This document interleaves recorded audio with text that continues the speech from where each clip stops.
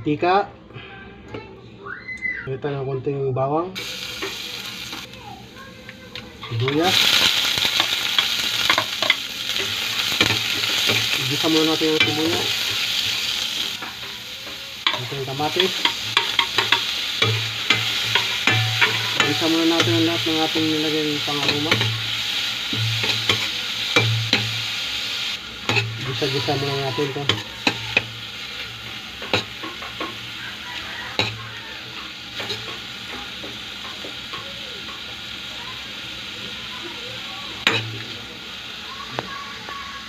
So na natin pork liam po ating ginamit. 1 kilo. Gisa lang natin.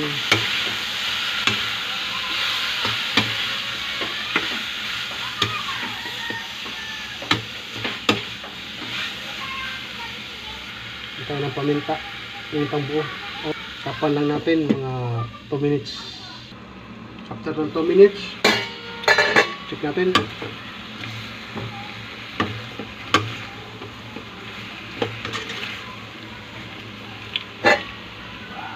Ilipat ko na pala sa malaking kasirola kasi hindi kakasya.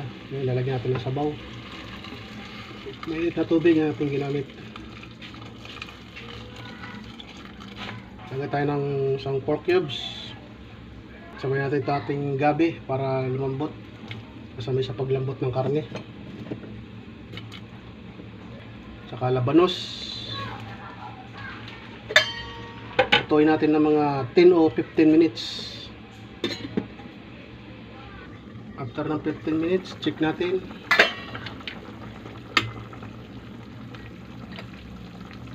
Check din natin itong ating gabi. Malambot na. Malambot na. Dudurog na siya.